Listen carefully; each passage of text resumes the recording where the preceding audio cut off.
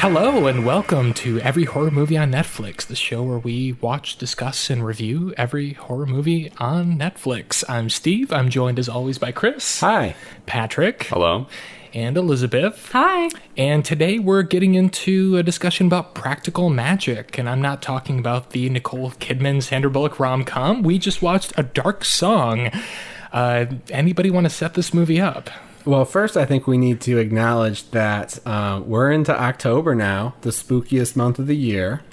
And not only that, but we don't record these live. Spoiler alert. Sorry to ruin all your illusions. Even I'm bummed by that news, actually. You thought it was live. Yeah, unfortunately. But it's actually Friday the 13th in October. The spookiest day of all time. That's harmonizing, guys. That was beautiful. October 13th, 2017. We're talking about a movie that has a lot of black magic, a lot of dark rituals in it. And so we've turned off the lights. We've got the candles set up. We've got a big-ass mirror to the side of our table. Where's the chalk, I'm wondering? That's the one thing we're missing. The chalk keeps the spirits out, and we want the spirits in on the mud. We should have, salted the rim of the apartment for this. I did salt outline this entire apartment thank God. building Do you have a a bottomless salt bucket like in this movie? Well, we will, yeah. Yes, I do. Dude, you know who's on the other side of the mirror? Jay. We can get him out. God damn it. That's true, though. I am spiritually cleansed, and I have... Chris and I both we've had our kombucha. Have you abstained from sex for 27 days? No comment, but I have actually. Wait, did you say days or months? Oh, I said days. That's too close to home. But I've been drinking nothing but kombucha for 27 days, so the devil is ready to take my body. And it could happen on the air. All right, so we should probably, at this Satan point... could be among us now. We're getting off track. Let's talk about the movie that we just watched. Anybody want to describe it, or should I go ahead? No, I want to. Elizabeth, please. A woman hires the services of a black magic practitioner to help her achieve a goal.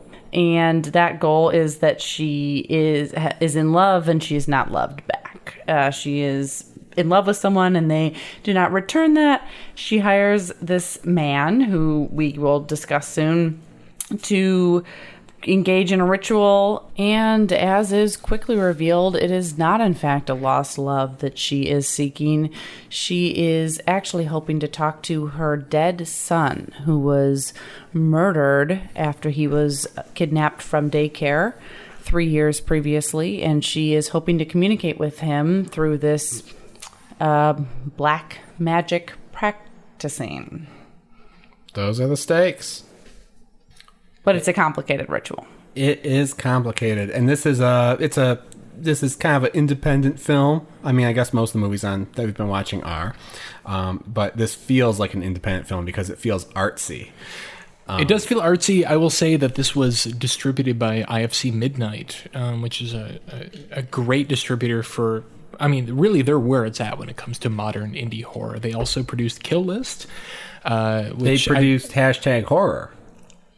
Wait, are you right? Is that correct? The ultimate indie horror film. Okay, well, I'm let down by that fact. But anyway, it is a very independent film, but I feel like IFC Midnight, and the film was made without them deciding ahead of time to produce it. It was made on its own by funding, I think, from the British Film Institute. From the Irish government or something like that.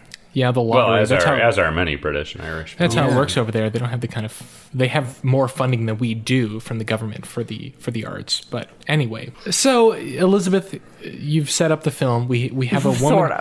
sort of. We have a woman she's grieving, and I would say immediately it's not clear exactly what she's grieving, but she is seeking out the services of a practitioner of the dark arts. I read an interview with the director, and he describes the character that Steve Oram Oram plays. Listeners who are savvy might know him from Sightseers, which is a big cult film in England, not so well known here. She encounters this man who is part of a subculture of people who practice the dark arts. We learn that she has, for 3 years, been dealing with some sort of trauma, and she has apparently a lot of money. I have no idea why. And she decides that she's Catholic as well, which I find very interesting. She wants to use the dark arts, the occult, to contact someone who, as she says in the beginning, doesn't love her anymore. Right. So one of the first scenes is she checks out this like very creepy mansion. It's reminiscent of The Innocents, the Jack Clayton movie. That's this very like sort of creepy English estate, like the kind of thing that you would imagine if you'd read The Haunting, what that kind of like creepy haunted house would look like. Yeah, definitely the place you want to go when you're trying to invoke the beast. Absolutely. And we follow her through every room. I mean, she's even asking the landlord or the agent of the rental company, like, where does this room face? And it faces west. Okay, that's perfect. Like, she knows, she's done her research. She knows what she needs for her ritual. She shouldn't just take the agent's word for that, though. She should have brought her compass, because I thought this was great, because this really set it up in a unique way, because she, like, usually people stumble into black magic, right? And she's like entering, like, knowing exactly what's necessary. And you do get the impression that she's like desperate and she's tried everything but this. And she's finally like, fuck it, I'm going to rent a mansion, right? We learn she's Catholic, and it's been 3 years since the event, which has not been disclosed at this point in the film, has happened. And this is her last straw. Right. She rents out this house, and then very soon after that, we meet the practitioner of black magic, played by Steve Oram, who looks like, the director uses the term train spotter. And I never knew what that meant. Obviously, we know the film Train Spotting. A train spotter is sort of like a basement nerd. That's what that means, from what I gather, in Britain. And ironically, she meets him at a train station. Well, let's talk about that. Like, bizarre good casting, bad casting? Well, I don't want to get too deeply involved in the intention behind this film, but apparently the the distributor initially wanted like a sexier dark magic practitioner, because spoiler alert, there's ritual sex involved in this film. I think it's great. He looks like, I believe that there are people like this guy with his bucket hat and his parka and his kind of like schlubby like gym clothes. He's a full ginger. He has a ginger beard and like a bald head. I believe that there are people like that who really do believe in magic and really do think it can really sell their ability to perform these rituals. Yeah, that worked for me completely. I don't know why a fucking black magic practitioner has to be sexy. That worked for me completely. It didn't work for me. Every kid you meet who is like into that stuff looks like that. He's like wearing a frumpy trench coat. He's got, premature baldness. He's got a fedora. He's got a long beard. Like that, the physical appearance of this guy worked out great. And I really liked it because it was different. You're used to seeing these movies where like, you got like Anthony Hopkins as like the black arts practitioner, or like... Right, yeah. I disagree with stereotyping black magic practitioners one way or the other. They don't have to be ugly. They don't have to be sexy. I mean, this guy worked perfectly well as like this sort of... It worked well because you don't know what to think of this guy for a long time. He's fucking scary, and he has a very scary demeanor to him, and more so than his physical appearance, just like his general demeanor is very off-putting, and I thought that worked extremely well. Well, he's intense. He's very unpredictable. Very intense, so yeah. She and sometimes even charming. I agreed. I don't have a problem with what he looks like. I just thought it was interesting because he's really rather bumbling in some ways. Like when they first begin, he mentions how he's detoxing because he's a severe alcoholic and he has to go through detox. DTs, yeah, he has shaking. The DTs. He's shaking. He's like, "Oh, she's like, "What's going on?" He's like, "Well, I'll be fine. He tells her I'm an alcoholic. I have to go through the DTs." And you kind of, I guess it's good because it makes you wonder, like, is this guy even trustworthy? Which it does add an additional element of fear because you don't know if he's even trustworthy. But it was also kind of like, this guy is like a bumbling idiot. Well, to set it up very quickly, so she meets this guy for breakfast. You immediately get a sense that he's kind of unhinged. He sees the house, and he asks Sophia for her motive. What does she want out of this, basically? He's done this. He says immediately, I've done this 3 times, and 2 times it didn't work. Right. So we don't learn his fee until a moment later, but he asks her point blank, why are you doing this? And she says, for love. I love someone and they don't love me back. And he decides that he can't do this. And he immediately asks her for his money, his fee, which is 80,000 pounds. A lot of money. And he says, just give me the money and let me leave.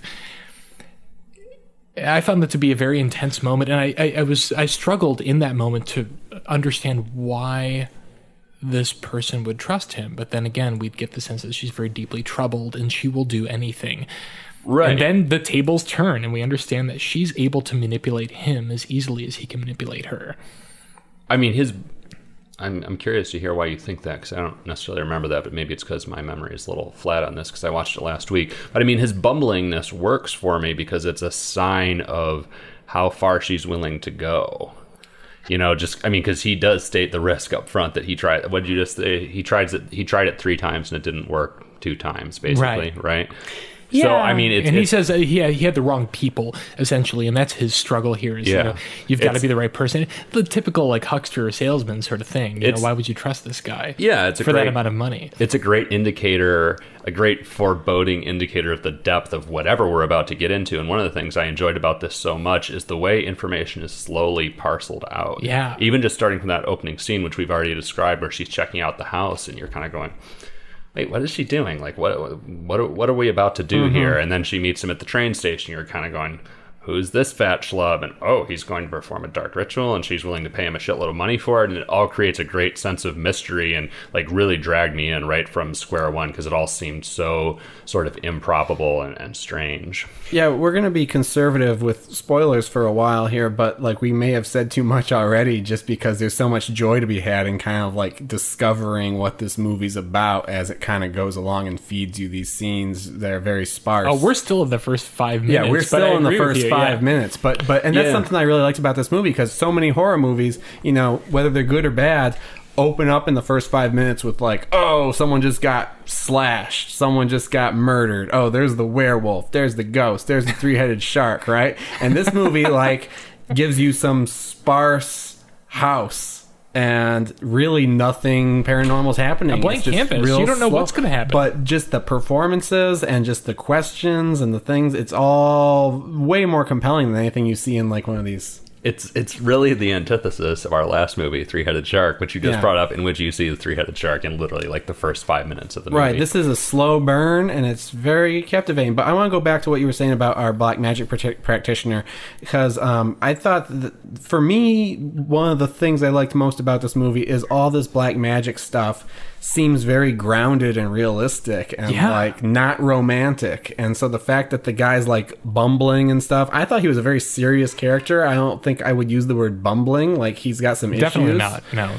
no. But he's very serious and all business, and you really get the feeling that like, all right, if black magic is possible in our world, I can really see people like this approaching it in this way. Well, I see what Elizabeth is saying with bumbling, though, because I mean, he seems like a fucking alky on a train station platform. Well, yeah, but I think more than anything, it's maybe he's bumbling, maybe he's not, but it's more just sort of shocking how, like, because like when I traditionally picture black magic, I picture something like all-consuming and very serious, and at times in this movie it is, but there's also many scenes at the beginning where he's like sitting at the kitchen table picking his teeth, like, all right, tomorrow we're gonna have to draw some shapes in the living room. And she's like, oh, okay, where should we put them? And like there's multiple scenes throughout the movie where like they kind of get up after like a long day of black magic and like eat some soup, and they're just kind of like okay. And it's kind of funny because you think that black magic is gonna just be like your only focus, but like apparently you can go on and off. I don't know. Well, you kind of, as it kind of develops later on, you kind of get the sense that black magic is, sort of like a drug for this guy. So there's, you can see him kind of approaching it, because his whole demeanor is similar to like someone who's like into like psychedelic drugs and stuff like that. And that's how they kind of go about the business of it. Well, one thing I loved about this movie early on is, and this is something that is true for the movie as a whole, you really get a sense that this is magic being taken seriously. This movie is not exploiting. In fact, the ritual that they perform throughout the film repeatedly in cycles is based on an actual ritual that Aleister Crowley performed many times. Like, it's all there. Wait, all right, explain Aleister Crowley, because I'm a nerd and I don't even know who that is. Mr. Crowley! Yes, that's how I first heard of him. Aleister Crowley is a very famous English, I believe he's English, practitioner of the occult who took sort of occult knowledge throughout history and modernized it at a certain point. Also, apparently a terrible human being. I mean, he killed people. He drove people insane. All for a greater good, Steve. But well, he would say so. But he's like the foremost for many people is like the foremost authority on the black arts. His books are still readily available. I knew kids in high school, who were into Satanism, whatever else, who would talk about Aleister Crowley as this sort of like the peak of black magic. Got it. Sweet. Last time I got my shark fact. This time I got my Satan fact. Yeah, I wish I could deliver more. I would like to do more research because it's a name that's been in my mind for many years, but I don't know that much about him. But anyway, the ritual is real, and I love that in this movie early on. So when Sophia meets Solomon, right? That's his name. Mr. Solomon. Mr. Yep. Solomon. Mr. Solomon. Mr. Solomon. She meets Mr. Solomon. He's eating breakfast, and she's curiously not. Apparently, she's not hungry because she's grieving. I don't know what that's about. He says, "So who have you seen before?" And she mentions all these other names. You get the sense that there's like this real subculture. It's like an online community. These people who really believe that magic works. And according to the director, he actually met with someone who has performed a ritual similar to this. And the director does not believe in this sort of magic. But watching the film, I really got the sense that this sort of thing is, maybe it's not effective, but there are people who really believe it works. And that initially gripped me and made me feel like scared. I didn't know what was going to happen. I see them drawing chalk on the floor and, Sophia fasting for 3 days. And I don't know, like maybe demons or gods are going to appear at any point throughout this film. It felt very real to me. Mm-hmm. And insanely real. But yeah, the narrative, the script has a character that feels like a documentary. It feels like you've just been dropped into someone's real life. But it's not shot like every other fucking found footage horror out there where you're being dropped into a weird scenario and, fed sort of out of context bits of information. It looks beautiful. It's gorgeously shot. Gorgeous. And so it combines two things that you don't get too often in a horror movie these days. Like I guess a is what stark I'm saying. sense of realism and then also art. Yeah, visual. There are no jump scares. Like, you feel like, the best way I can describe, I've seen this film twice now. God, don't even bring up jump scares because I want to talk so much about how this film turns jump scares on its head, but I think that's for our spoiler segment later. Oh, yeah, we will talk about it. We're doing a spoiler segment later. Yeah, we're changing up the format. Yes, we are going to change up the format, and we're going to give our reviews in the middle or so of this episode, and then we'll get into deeper territory and let loose about the spoilers in this film. We will take you into deep water if you want to go. But this movie has, for a long time, zero jump scares, and yet I felt watching this film, there's something about the way it's shot, the logic of it, like there was somebody standing behind me for an hour and 40 minutes, like right over my shoulder. Like from minute one, I was creeped out, and I didn't need a payoff. I like a movie that can sustain that mood for that long. Yeah, it really did sustain the mood. Again, it's just because it was such a slow boil and such a realistic depiction of this thing, and you're watching this and you're wondering, like, could this work in real life? And also, as it's building up the ritual, and you don't really know what the ritual is, you just see kind of bits and pieces of it here and there throughout the movie, like you get the sense that something's going to go horribly wrong because these guys are like strictly business, but they're cut in just enough corners that you're like, I don't know if I would want to do black magic this way. And the fascinating thing is that, as you just said, you use the term builds up, and it does build up the ritual. Like you get these little dribs and drabs of what's actually happening, and like when they first get to the house to begin this ritual, like he surrounds the house in a ring of salt, which we were referencing with a joke at the beginning of this episode. Bottomless salt bucket. Yeah, bottomless salt bucket. He like lays out this like trail of salt around the house, and then like he leaves like a 6-inch gap and tells her, "Are you absolutely certain you want to do this? Because once I close this ring, we can't leave the house. Everything's fucked if we leave the house." And it's just a ring of salt. You know, I mean, there's not like any, it's not like there's. But fucking, at that point, you believe that there's power. yeah, in you're that. like, oh, I was just like, oh, this.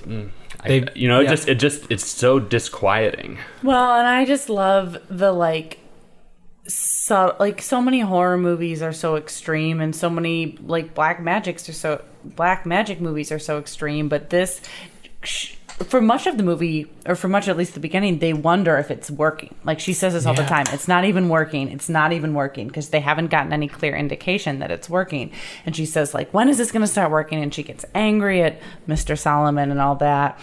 And the way that they show it's working is so subtle and so creepy and so engaging. You know, when it's small, like a bird crashes into the window, and he says, "Oh, it's working," and she's like, "Well, you know, is it not? Like, I don't know, you know." Or there's some flowers that she walks over in the hallway, and it's like, well, those obviously we didn't bring those in. We haven't been outside, but again, they're just flowers. You know, could they have blown in? Who knows? And you know, it's so cool the way the magic builds up in this movie. I just loved that. Right. So to set it up, I mean, so Sophia is subjected to these very specific rituals.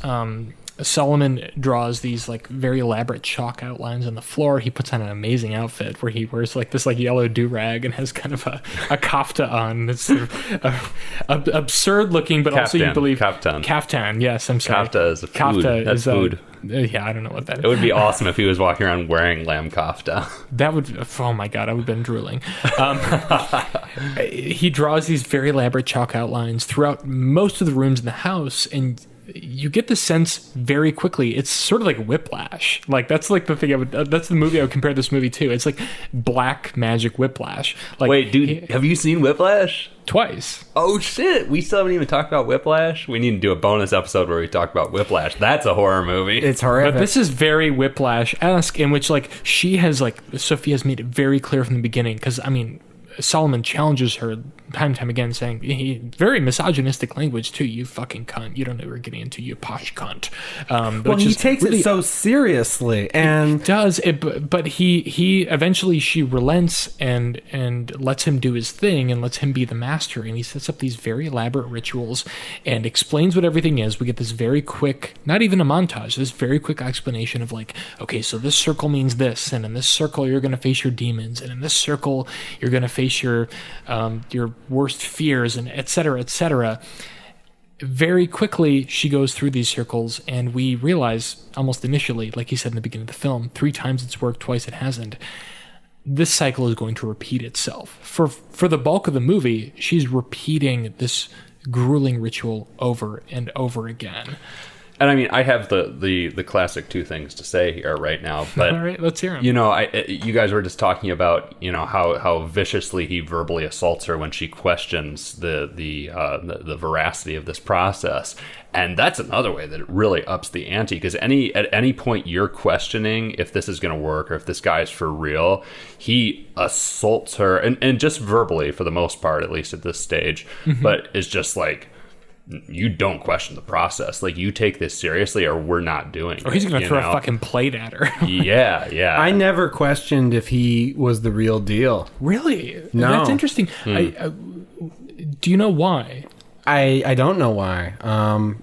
I mean, yeah, he seemed a little rough around the edges, but it must have been the performance, and just you could tell how seriously he took it and how reluctant he was to do it. And then when he finally gets on board to do it, I was like, all right, this guy, because he was going to walk away. If he was a shyster, he wouldn't have left $80,000 on the table or whatever. I think you're right in that I sensed his reluctance as a challenge. Like, I'm getting my money either way, but I want to make sure that you're serious because I'm serious. Yeah, and that was my reading. I mean, he was pretty brutal, but I was on his side most of the time when he was, berating her for cutting corners with the ritual, because you don't cut corners with this ritual. You're extending an invitation to God knows what.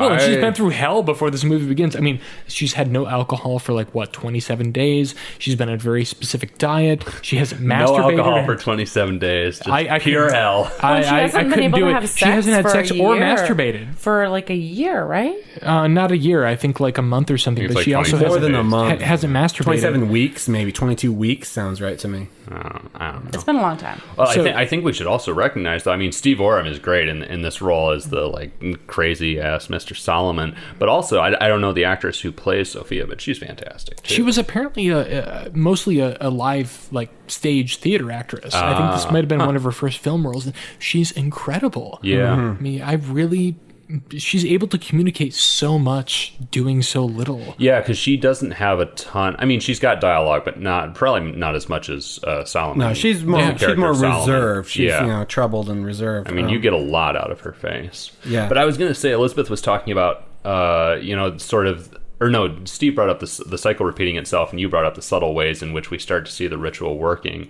And this isn't spoiler territory if we talk about the cup of blood, is it? No, definitely not. So I mean, there's a cup of blood that she has to drink as part of this ritual, and another one of the first moments where I was like, ooh, you just feel that creepy, surreal terror. So I mean, in the first place, she's forced to drink a cup of blood. She doesn't want to drink it. He's like, you gotta drink it, you gotta drink it. He verbally forces her to drink it.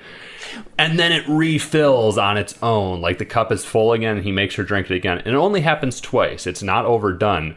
And it was so weird because it wasn't overdone, I almost doubted my sanity for a minute. I was like, yeah, wait, did that actually just happen, or am I just kind of having a weird flashback deja vu-y kind of moment? And you don't know very if it's unsettling. Well, what's key in that scene is that is an alternate choice for her. Because he says to her, okay, at this point in the ritual, you must ask for forgiveness. Mm-hmm. And she says, I'm not going to do that. And you don't really know why. You don't know who she needs to ask for forgiveness, just to give any details. But you get the idea that she's, again, had a troubled past. She might have done some shit. And she says, I'm not asking for forgiveness. And he's like, okay. Well, she says, I don't do forgiveness. Yeah, I don't do forgiveness. Right. She's not doing that. And he says, okay, well, there's a way around that. And so this is one of those moments where you're like, or at least for me, you're kind of like, okay, is there, that seems pretty key. Is there really a way around that? But the way drink a big gulp of blood. The way around that is to drink a cup of blood and then to do it again and again as the cycle repeats itself, which is pretty crazy. And the way it's done, I didn't read it really as an omen. Really, I mean, you kind of get the sense at that point that dark things are starting to happen. So you don't know if it's an omen or if it's just her own hallucination, because at this point in the movie she's been through so much ritual stuff that she's just exhausted physically and mentally. Right. Yeah, but nothing that overtly surreal has happened at that point in the movie. That was why it really threw me, because it just happened, and it only happens once. That was the other thing that I really appreciated, because I don't know, a lot of other movies you'd get that overdone, it would fill again and again and again. But it just happened once, and I was like, whoa, that was weird, and then it just moved on to the next thing. You know? Yeah. So one thing I like early on, after Steve Oram and what's her name get in the house, we'll say Sophia and Solomon, those are their character names, we sense that Solomon has his own demons, and I don't know if the movie explores that quite to my satisfaction, though it didn't bother me that there were details left out, but he makes it very clear, I abuse alcohol and I have the DTs. So when he goes up to his room and sort of unfolds his sleeping bag and everything else, he stashes a bottle of liquor in his dresser. And that was that reminded me immediately of, Hitchcock's great sort of analogy for what suspense is versus surprise. Surprise is 4 people are talking at a dinner table and a bomb blows up. Suspense is 4 people are having conversation at dinner, but the audience sees that there's a bomb with a timer on it under the table, and we know it's going to blow up at some point, and we don't know if they're going to get away. When I saw him do that, I was like, okay, he seems pretty serious, but at some point things are going to get really fucking dark. Yeah, they're both very serious, but they both have enough personal issues, and the dynamic just seems off just enough that, given how seriously they've established this ritual is and how it has a 2 out of 3 chance of failing on a good day. When you see things like, he's stashing the bottle or she's cutting corners with her German homework or whatever, she has to do throughout the movie, you're like, this is spooking me out, and I have a feeling that that's going to go horribly wrong. Oh my God, I didn't even mention this. One of the creepiest shots in the movie is before this whole ritual takes place, Sophia's walking on the moors, and she finds the carcass of a dead dog covered in maggots that looks like something from The Thing, like a Rick Baker special effect, this like gnarled face with these huge teeth. And dude, you know what it reminded me of? I thought it was a fox, actually, not a dog. And it reminded me... It's got a collar, so that's how I knew it was a dog. Oh, okay. Well, it reminded me of the fox from fucking Antichrist. Oh, my God. I expected it to just like pop up and go, chaos reign. I mean, do you guys put any stock in the dark arts? Yes, I do. I wouldn't say the dark arts, but I have definitely continue to dabble in magic, and I think that might be one reason I found this film particularly compelling. Do you want to elaborate on that, or is it not? I mean, I don't want to get... He's hexing us, all of us, right now. I would never do that. I've dabbled in...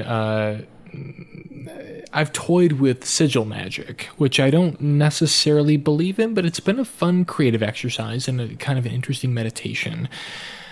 What's going on in this film?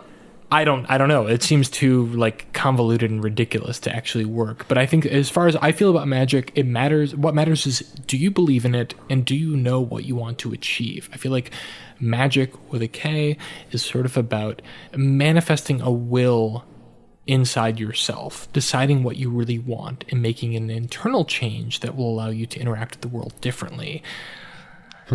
And I kind of feel like that's what this ritual in this film is about as well. And we can get into that, but what about the rest of you? Do you believe in magic? Have you read about it? Or dark spirits is what I'm interested in. When you say dark arts, I just think Harry Potter. I just think Defense Against the Dark Arts. Okay. No, I don't really believe in magic, per se. Elizabeth?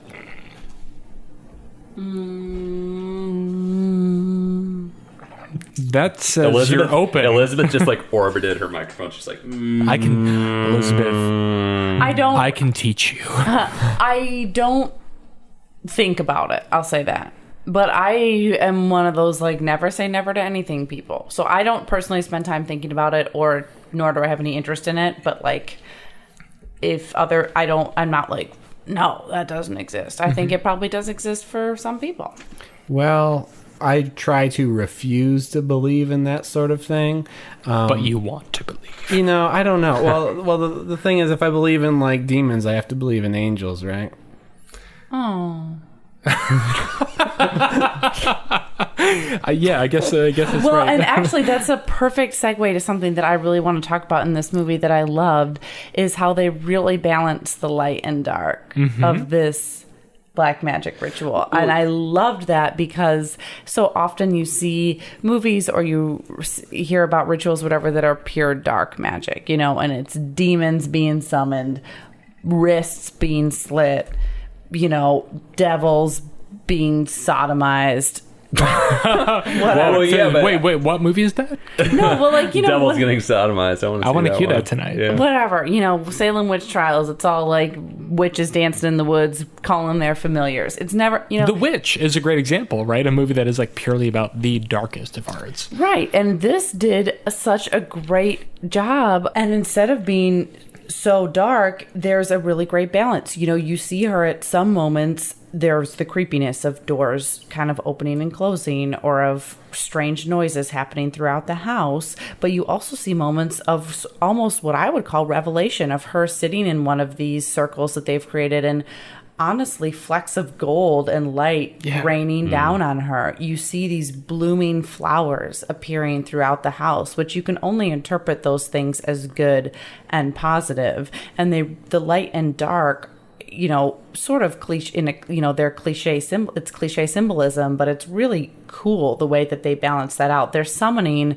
all sorts of things. It's not just black, dark magic. Yeah, it's not a dark bird like crashing against the window. Right. They're not necessarily trying to make a deal with the devil or anything. No. That's true. I mean, there's surprising moments of beauty. And I mean, the thing we haven't pointed out yet is that it's mentioned very early on. The whole point of this ritual is that she's trying to summon her guardian angel to punish someone. That's I don't know if even to punish. I don't think it's clear what the purpose. I guess it's. I mean, it's someone. Yeah, actually, Solomon says it is that unclear. He says something about like summoning your guardian angel. You're going to see your higher self. Yeah, but that's all we really know. We don't know because her mind keeps. I don't know if her mind changes or if she just opens up more throughout the movie, but we don't really know what she's after here. I guess we just know the end goal, that her guardian angel will appear and she's going to say something to it, and we're left kind of in suspense. I guess that is another unique thing about all this, is that we're not trying to summon Satan with all this black magic, which is another common expectation we might have. We're not trying to summon Satan or any demons or anything. The point is summoning a guardian angel, and yeah. Or just unique. Going into the other realm and seeing what's up. Yeah, I don't feel like the goal was to summon anything. It was just to enter a realm in which she can speak to her dead son. And whatever that entails is fine. Satan, guardian angel, demons, angels. The practitioner guy makes some references to, his experiences going through the ritual and the things he's seen. And he's seen terrible things and he's seen beautiful things. So it's, you take the dark with the light. But that said, we know it's a horror movie. And we know from watching any other movie that you can't just go to the other side and talk to the good and get the good stuff out of it and not come back with some of the bad, Well, so we're waiting for it. Imagine a horror movie that just, imagine this ritual just ended beautifully. Well, maybe it does. Side note. Who knows? Who knows? I just want to point out that Steve just took a moment to, pick up the candle from the table and hold it to his notes so he could read his notes. That's how candlelit we are right now, It's folks. the only way.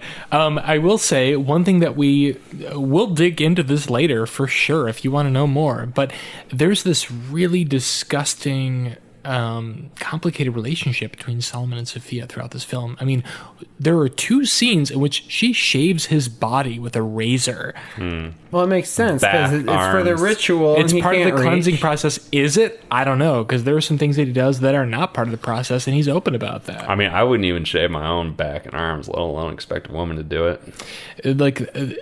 One thing that I found really fascinating about this movie is you feel like there's this very practical, in the world of the film, setup where magic is possible, and yet at the same time the guy who is sort of enacting this ritual is also very tortured and self-interested in himself. It makes you wonder how easy magic really can be. I'm like, hey, it makes me wonder if magic is possible. If I start drawing pentagrams, what's going to happen? Well, in some sense, I'm like, is this guy just a pervert and this is his way of getting off?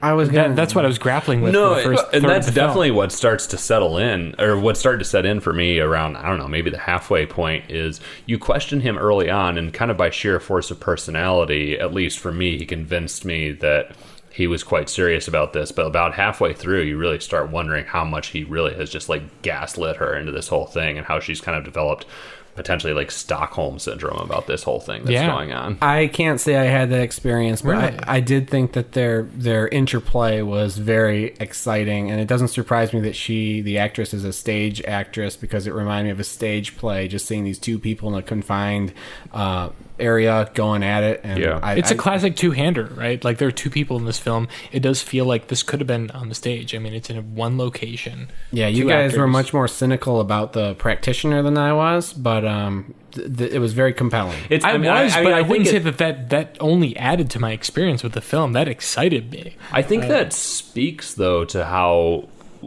well actually they draw this character and how sort of ambiguous it is whether he's legit or not. That the four of us basically all had kind of a completely different experience with who he was and how much we could trust him. Elizabeth, what did you think? Did you trust him?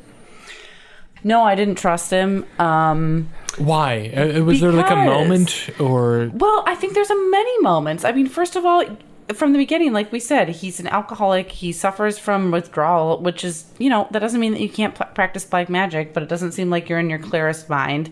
He forces her to engage in some practices that are clearly not part of the ritual. They're for his benefit.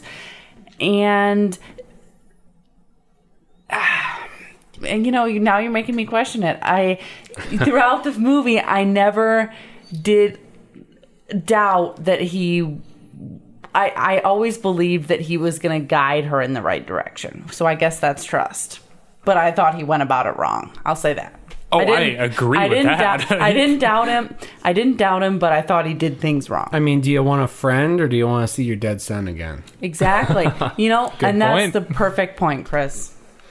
So, I mean, I feel like at this point, we're really just like gunning for spoiler space. Do we need to I think we get to should our review it. reviews? Yeah, let's I review think it we and need to come get to our back and- reviews, which is our new thing we're going to do for those of you who actually have been listening for a little bit. We're going to move the reviews up to the middle of the show so that those who actually might want to watch this movie without being spoiled on it can hear some kind of assessment on it, and those who want to just like hear all the shit can listen through to the end. So we're going to move up the view it, cue it, or screw it. And Chris. I say view it. Very good horror movie, very good slow boil, some absolutely terrifying scenes, which we can't really talk about without spoiling them. But it was one of the scariest movies I've seen in a long time. Performances were great. Setting was great. I love the premise. The ending didn't land 100% on its feet for me, but I know other people have enjoyed it. But definitely worth a watch. Chris, did you like this movie? I liked it. I liked it a lot. Well, he said view was it. that not clear? Yeah, but we've said view it to movies that we haven't liked in the past. That's true. That's true. This You're is right. probably my favorite of the movies we've watched so far. Knock me over with a Whoa. feather. I cannot fucking believe that. Patrick? Oh, view it. I definite view it. Just beautifully done. You haven't really seen anything like it. I feel like I can honestly say that. I have some big caveats about the ending for sure. This is kind of a Gerald's Game case for me almost. We'll get to that in spoiler space. But overall, definitely view it. That said, it's hard to have, when you have such a long, well done slow boil, it's hard to stick the ending and really make you satisfied off of it. I'll have some thoughts about that in spoiler space. But yeah, I mean, beautifully acted, beautifully shot, just really cleverly and masterfully set up throughout. Elizabeth, I tell would us. I would say view it. I can't really say anything that Chris and Patrick haven't said. I do have a couple big problems with the ending too, to be specific, which we'll talk about. But this movie really stuck with me and really haunted me in a positive way. I guess it was supposed to haunt me in a negative way. So think about that, I guess. But no, it was really well done, really interesting, really beautiful, and I would definitely say view it. A couple caveats for the ending, which we'll talk about later, and watch this movie now. Steven, view it, cue it, or screw it? View it, like, unequivocally. This is a really great movie that is not without its flaws. I mean, all of you have mentioned the ending. I actually appreciate the intent of the ending, if not the execution, because I've never seen something like that in a horror film. We'll get into it, but I think what this movie aspires to for this character's arc in the final scene is really extraordinary. But ultimately, this is a great, like, what I guess is called a folk British horror film, where it's a movie that's not about jump scares, it's about a sustained mood. I want to see more movies like this. This is a film that is about real circumstances. It takes existing real life principles of magic and makes them seem realistic. And ultimately, it's a film about real feelings. It's about grief and remorse and redemption. I can't say I've seen anything like it except for Kill List, which I know Patrick's not a fan of. Dude, fuck Kill List. This movie I'll got, go on record right now this saying movie fuck got, Kill List. I will say this movie was made because of Kill List. It was written before Kill List.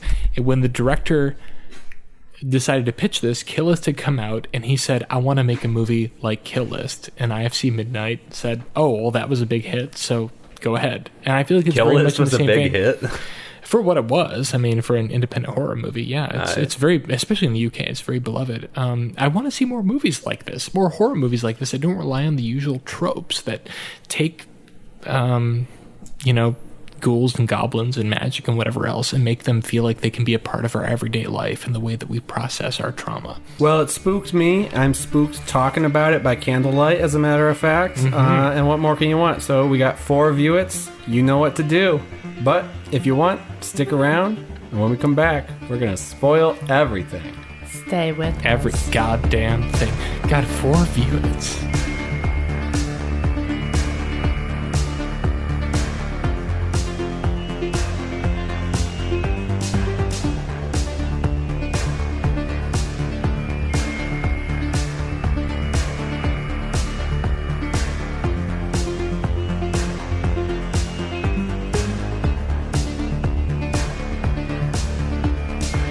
Welcome back. We're about to spoil everything on A Dark Song, but I want to start off by asking Steven and kind of asking the group in general, because I know, Steve, you were shocked. I know you love this movie. You've seen it twice now, and you were shocked that we all just went for a view at you. I remember your specific words before the podcast where you thought that we were all going to hate it. Tell me about that. You hated Kill List. Because this is... No one listening knows what Kill List is. I'm sorry, everyone. Okay, so I feel like this movie it exemplifies a very specific brand of modern horror cinema, which is really not what we're used to with the Insidious and the Conjuring fucking bullshit that we're used to over here. Great films. I disagree. I feel like these films pry on like the typical tropes that we're used to in horror films, and maybe they twist them or whatever. These movies, speaking of The Ghoul and Kill List and this film, they completely extricate themselves from the cinematic tropes that we're used to from films about the occult or about ghosts, but still deal with those themes in a very personal way. And I like that a lot.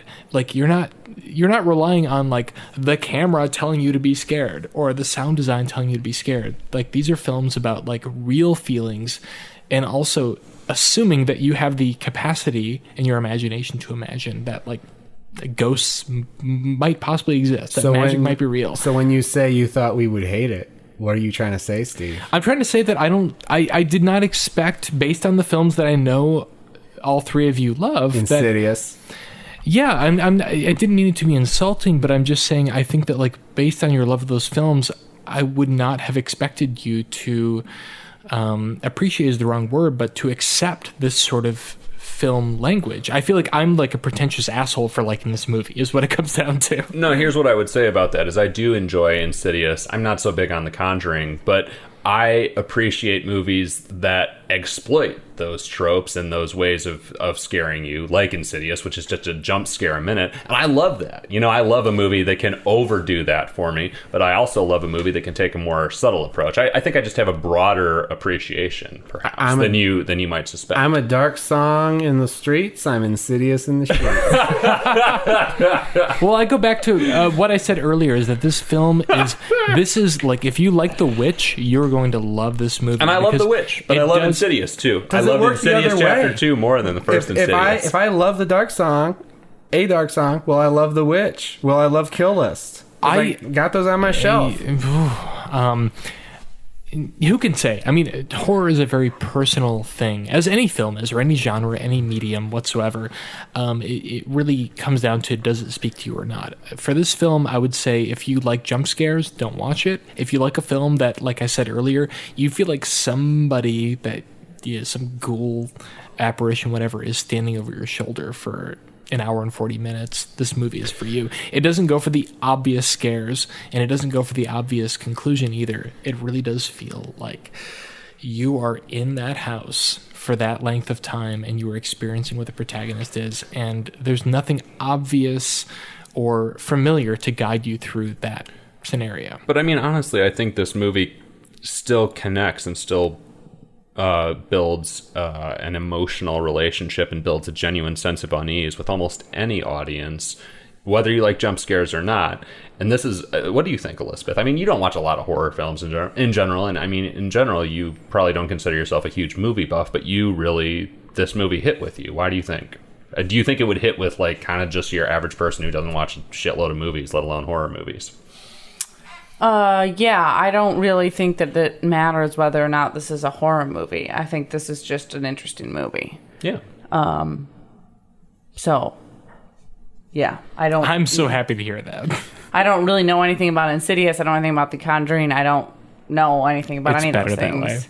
But I just think this is an interesting movie, and that's how I rate all these movies. Well, speaking of ratings, the difference between the three of us and Steve, And I'm sorry, I'm shitting on like 2 of your favorite movies, and I don't mean to be an asshole. I'm just trying to be funny. But that's fine. I'm sure I'll shit on 2 of your favorites before this whole project's over. I guarantee I'm it. sure it's already happened. Why haven't you worked in an under the skin burn yet? Oh, Because I've repressed my memory, but thank you. This movie actually did remind me of Under the Skin a little bit because it has kind of the same soundtrack, like the little like. I thought the same thing. But it was so much. It worked so much better in this movie because there was actually Agreed. interesting stuff happening. It wasn't just like, oh, I'm standing here, look at me, whoom. But we digress. So I mean, yeah, He was belly dancing for those listening at home. So, but the one part where we seem to disagree is on the ending. So let's talk about the ending, and we can talk about how we felt about it. Well, I just think that it's a long road to get there, and there's a lot of ups and downs on the way. For example, there's a sexual harassment scene in which Solomon sort of implies that he and Sophia have to have ritual sex, but he gets her to undress, masturbates, and then is like, oh no, that was just for me so I have a clear head. Yeah, What really the fuck, gross. So disgusting. Another scene which I thought was really powerful is that he drowns her in a bathtub and then brings her back to life. He does CPR on her. What was there's a reason why he does that. To cleanse her, because cleanse her. That's the point where she to says, send her over "I to the can't-" other side. She can't forgive, and like And they he go has, through she that whole basically, like blood ritual. he forces her to die and come back. He needs her to like experience the other side. Yeah, And to yeah. come back, he brings her back. And there's right after that, she's furious at him, and they're in the kitchen fighting, and he ends up. She doesn't stab him, but he falls on a knife on the kitchen floor when they're fighting, which.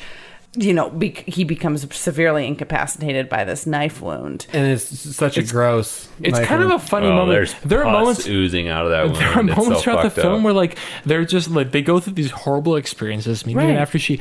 after he masturbates, like and forces her to undress after he drowns her, they have this like couch where they just like sit and smoke cigarettes and kind of like laugh and like bond over the experience. It's all part of the ritual. Found that really charming as well. That Yeah. like whatever they're going through, whatever their dynamic is, like they can still sort of like take moments to like resolve themselves from the shock they've been through. Well, and by these laugh about points, because we haven't really talked about this, they've been in the house together for months. Yeah. Yeah, this whole thing is supposed to take a whole year. Yeah, so they are very close to each other for years. So what's a little drowning between roommates? Agree. I mean, that masturbation scene was when we were talking about the Stockholm Syndrome factor before. I mean, obviously she's like rightfully repulsed in that scene, but she still hangs around, and that was really when that started to set in for me. Like, oh, this guy is just a fucking weirdo pervert who has like imprisoned her in this house under false What pretenses. the fuck is Well, she and gonna she do? knows Cross that the line because of salt?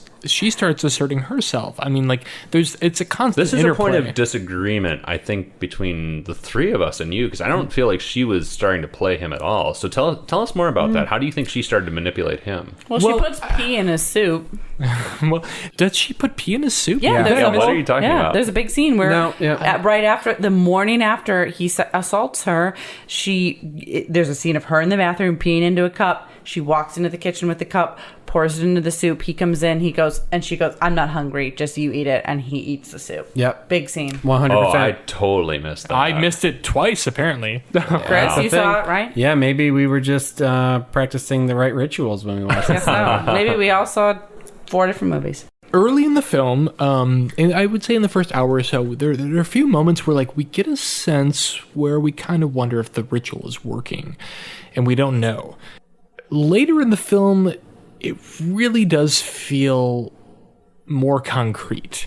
And I think maybe Patrick can set up why that is. There's a particular moment where I feel like all of a sudden, like, something is happening here. The magic feels real.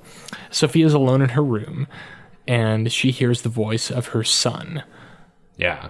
Terrifying. Calling to her from Creepy. from somewhere else in the house, and she tries to figure out where he is, and he's behind this door, and there are a couple of scenes where he's speaking to her from behind this door, and she keeps saying to him, you're not real. I know you're not real. It's someone else trying to fuck with her, basically. A good spirit, I'm sure.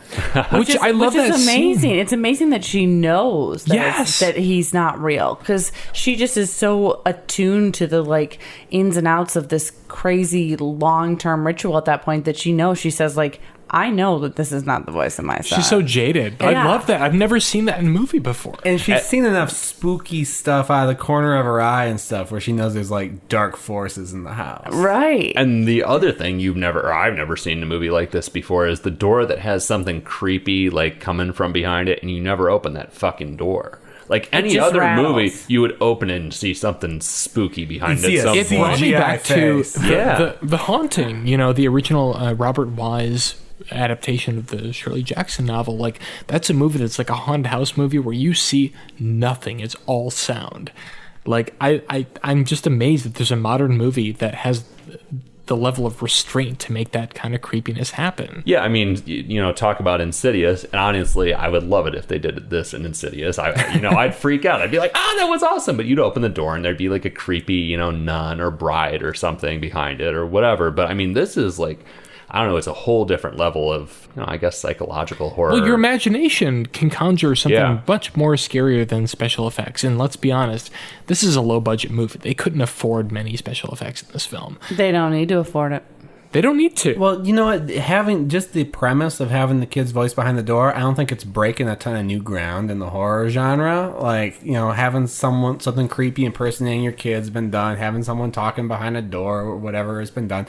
But just the way the tone of the whole movie is so realistic, and the stakes are set up so much that when it happens, you really feel it, and it really gets under your skin in a way that kind of scene hasn't gone under my skin in a while. It's such a reward when like things actually do start happening, because you've been wondering for so long, Well, you've and been waiting. her performance works so well in those scenes too, because like you said, she is, or Steve and Elizabeth said, like, she is jaded and she realizes that it's a spirit, but she's so traumatized and conflicted in that moment. She's like sobbing. She's like, I know it's not you. Like, she's trying to convince her. It's a spirit, but it's not her son, and she knows. And it's like, she's trying to talk herself into it because she knows it's not her kid, but she wants to see her son so bad. She's just And then there's the second scene where it happens again, and she, apologizes and everything, and then it's like, I'm not actually your son. I'm an evil demon. No, he calls her a cunt. No. The spirit goes,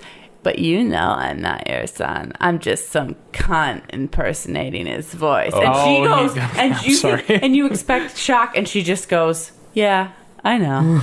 And you're but it's still in the voice of the child, right? It's still in the voice of the child. Yeah, you guys are doing it in kind of like a demon voice, but it's still like the kind of angelic, like British voice of this child that you've heard this same this whole time. I'm not your son. I'm just a cunt impersonating your son. Look, Mommy, there's an airplane up in the sky.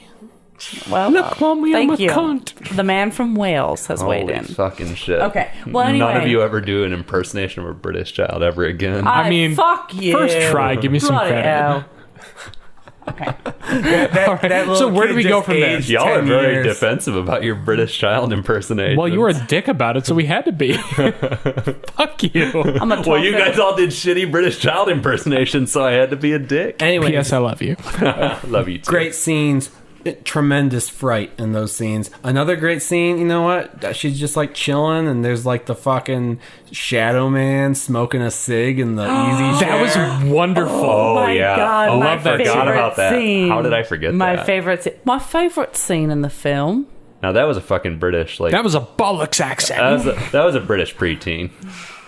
Okay, well, I'm moving up in the world. You clearly don't give a toss about doing a proper accent. This is so great. This scene is fantastic. Which, first of all, question number one about this movie, actually the only question I have about this movie, how she goes about her life in this house. She sleeps, she reads, she eats. If I were her, I would be cowering in a corner. Yeah, it's terrifying. It's absurd. But anyway, she's reading in a chair. Well, she's already drank a cup of blood that like refilled itself, so she doesn't give a fuck at this point. I guess she's just ready for whatever comes to her. But, she's reading in a chair, and she looks up, and there appears to be a demon in the armchair. Is Solomon across dead from her. at this point? Solomon's dead at this point. No, he's ill. Oh, but he's practically dead at this It's point. unclear if he's dead or not, I think. Oh at that man, point. and we assume he's going to die. But there's not a demon. It's like the chair is so in shadow you can't see anything. I don't And know. there's just the glow of a cigarette moving up and down from someone's lips, and you're like, oh god, it's gonna be a demon when she gets close. But it's not. And oh man, and she stands up and she walks towards the chair,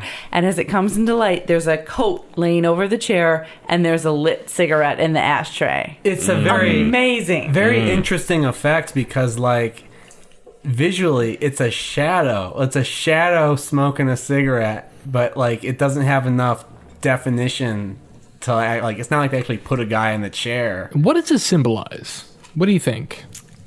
What do you think that is? I think it's just escalating the hauntedness of the house. Well, I want to say, I asked this because I have one problem with this movie. We're getting very close to describing the controversial ending, but who is the father of her child? What really happened to that child? Doesn't matter. He got kidnapped from I don't know daycare. that it matters because I found the movie compelling otherwise, but at a certain point I really wanted to know. Like, I'm surprised that she's not haunted by... I was surprised that the identity of the child's kidnappers wasn't revealed. I have to admit. I expected there to be some revelation about who had taken the child. That didn't bother me as much as wondering about, like, well, this is clearly like a single woman who maybe was a single mom, but like I wanted to know more about her and what she'd been through aside from the child being kidnapped. And I think it would have only taken maybe one scene, something very brief, to establish that. But that seeing it twice, that was the one thing that kind of made me a little less involved in her story. It would have been interesting, but I'm not sure it would have been important, and I don't understand what it has to do with the Shadow Man. Do you think it has something to do with the Shadow Man? Well, because I don't know who the Shadow Man is. Is that her ex-husband? I have no idea. Is that Death? Is that like the Mr. Moonlight? Well, let me tell you what Moonlight Man. I'm thinking of the Bauhaus song. No. Let me tell you what. It's just me, Moonlight. Let me tell you what all this stuff meant to me, because I tried to tell the story when we were talking about if we believe in dark magic.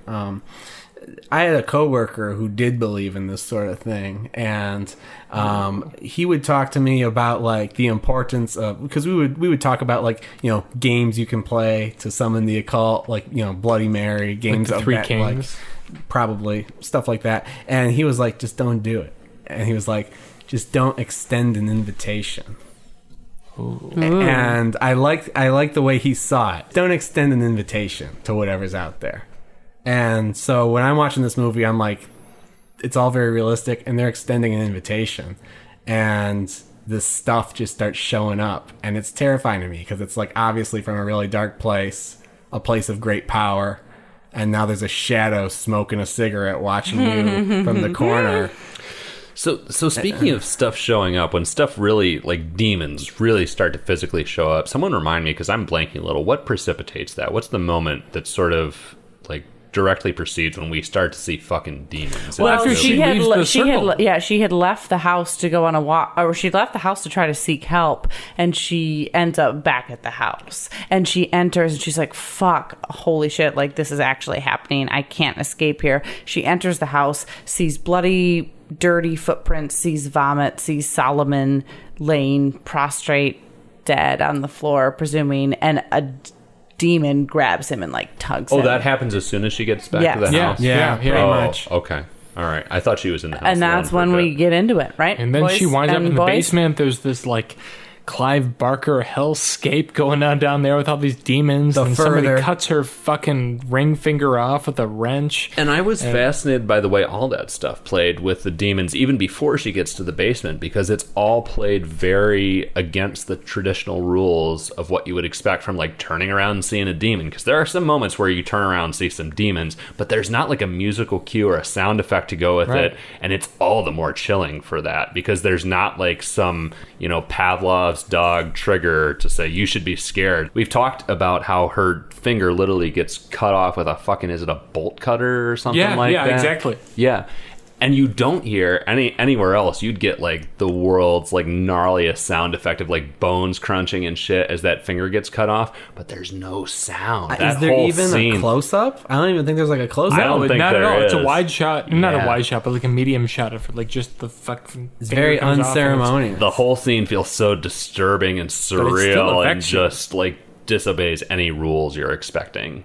I mean, that comes back to like one of the reasons that I like a film like Kill List or A Field in England is that like these Oh my movies, God. these movies have a different sort of language about dealing with horror, which is that like it's scarier to just see something frightening than to have everything about the way it's shot and the sound to tell you that you should be scared. It just happens, and it happens organically, and I really like that about this film. And I mean, I will say, you know, I hate to keep going back to Insidious, but in Insidious, I also get the fucking chills. I think it's a different kind of chills, but I still get chills when, you know, every 2 minutes when, you know, a fucking like demon pops out behind Patrick, what's his name? Patrick Wilson's head. It's like, you know, but I get chills, but I get a different kind of chills in A Dark Song when you just kind of pan the camera and there are just demons kind of like lurking there. Well, so I don't sound like a fucking troll. I will say that IFC Midnight, when this movie premiered, they premiered it with Kill List. So, Okay. Oh my God. I love this movie and I love Insidious, so I think I can. How do you feel about Kill List? haven't seen it. Haven't seen it, and every time you mention it, I push it back a week on my schedule. Cue it, cue it, cue Great, it, because you're cue not it. worthy, honestly. Anyway, so the thing about Insidious is it has chilling scenes, but then it pads those chilling scenes with a lot of stuff that's not scary. Whereas this movie sustains the dread for almost the entire runtime. You just have a feeling something's going to go wrong. I will say I didn't really like the basement stuff. I didn't like the demons. I didn't think they were scary. I didn't either. I mean, They creep me the fuck out. so the demons look like normal people wearing like rags, and they're like pale and stuff, and they're spooky. But we've like the shadow in the chair, the thing behind the door are just chilling. So I completely agree. The demons were much less scary than the other stuff we saw. and probably that's They because we can weren't like see them. They weren't like 1920 London generic. I will say that. Like they were like suitably creepy, but not like scary. Yeah, but like you could have thrown Veer from 1920 London in there and nobody would have noticed. I would have noticed. Well, they don't look like demons. They look like normal people. It kind of looks like how demons would be portrayed in like an ancient scripture or something, which I think is probably what they were going That's for. in keeping with. That's an tone of the interesting film, point, right? actually. Yeah. That's interesting. Yeah, they looked like a different kind of demon to me, and everything in this movie escalates to me. It gets progressively scarier. There's no moment in this movie that's less scary than the moment before it. Building up to through that whole thing in the basement, and then the fucking moment where she like looks up the stairs, she gets away from the demon, she like looks up the stairs in this bright white light and suddenly says, "I'm sorry." This is where this all kind of falls apart for me. She's being absolutely consumed by the demons in the basement, and a white light from the top of the stairs distracts them, and she claws her way towards it and reaches out and says, "I'm sorry," as the demons are still clinging to her feet. And then they kind of recede, and she goes up the stairs. And yeah, so I don't really understand what she's sorry about. Right. Yeah, that doesn't... I think she's sorry because having seen this twice, because the first time I saw this, it was like I knew that there was like a controversial ending that I was supposed to like steel myself for. And the first time I was like, what the fuck happened? The second time I was like, I kind of get it. She's sorry because she went to such great lengths to ask for something so simple that she really should have been able to achieve herself. Okay, well, that brings me to my other point. So, all right, well, in a nutshell, just to kind of, so we are all speaking the same language. So she sees this thing, she says, "I'm sorry." She goes up the stairs, she's free from the demon. She's presented with basically, I guess I would call her a giant Athena. Is that fair? Yeah, it looks like it's a man. Is it a man? It's a man. It is. a Greek It looks like warrior. a Final Fantasy, like the Final Fantasy movie, like kind of like an outcast from that. Well, it's clearly meant to be her guardian angel, and it is a giant figure dressed gladiator in gold It's like with wings, with a gladiator helmet. No but wings. There are no wings. I don't think there are. I guess there's not prominent I don't think there are wings. wings. Yeah. But it's a giant, merciful Greek god of some sort. A merciful Greek attired, Greek appearing god or goddess that's probably 3 times human size and clearly portrays for like goodness as opposed to evil. It's her guardian angel. Yeah. I know. It's her higher self. It's like kneeling. It's crouching to fit into this like human-sized room. And so, as foretold, she has the opportunity to ask a favor, and one favor. And she says she wants the power to forgive her son's killers and probably all sorts of other things too. I have a lot more to say about the scene, but this whole movie, she's been thinking about vengeance, and all of a sudden, she wants forgiveness. Because Confusing. vengeance isn't possible. She doesn't know who killed her child. Like, her motive changes like 4 or 5 times throughout the film. Eventually she decides, I can never figure out who did this. I just want to be able to get through it and to get over it. So she asks for forgiveness so that she can move on with her life. It's been 3 years. Yeah, but I didn't see any indication in her life that implied that she was ready for that. I mean, it was just vengeance,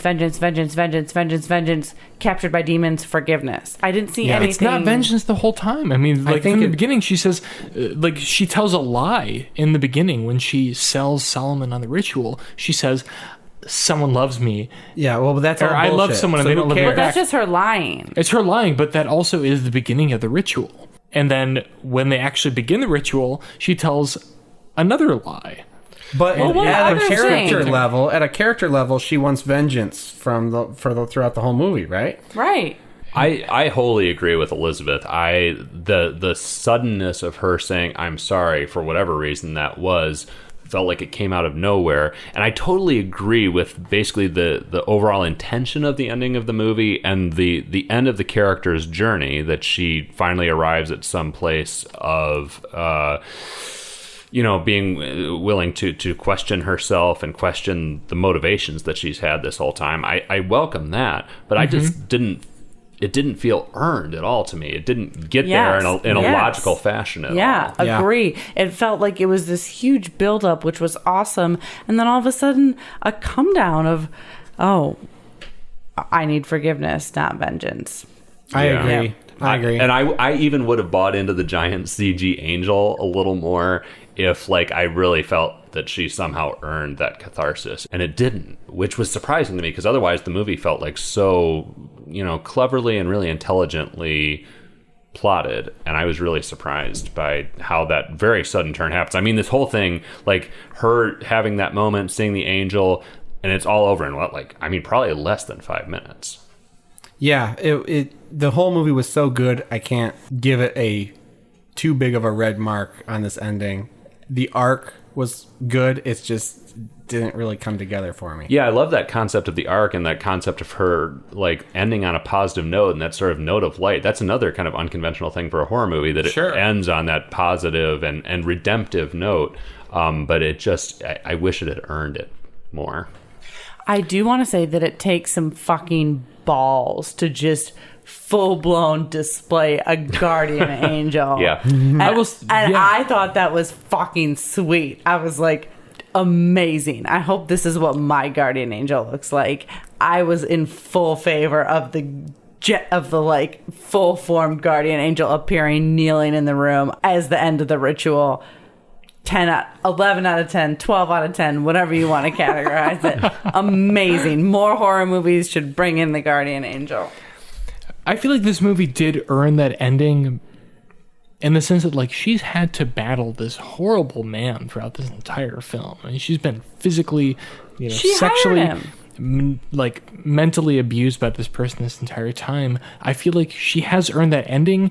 What's jarring is the CGI and the way that it's portrayed. Least of the problems. Agree.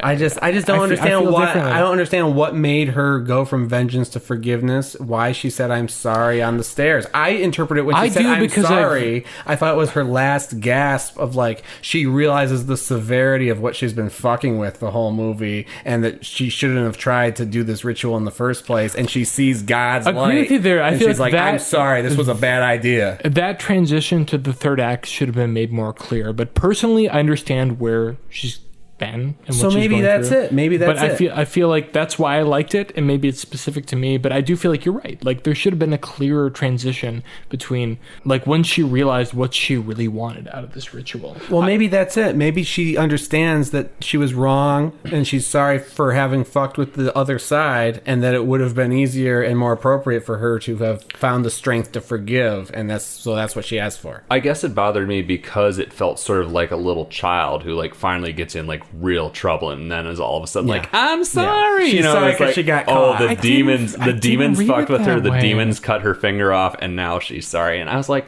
really? I want you to like earn your. I didn't read it that way. I felt like that's how she earned that confrontation with her guardian angel. She was like, oh, I never realized I wanted this positive thing. I never realized that there'd be a dark side to it as well, and that I would have to suffer for it.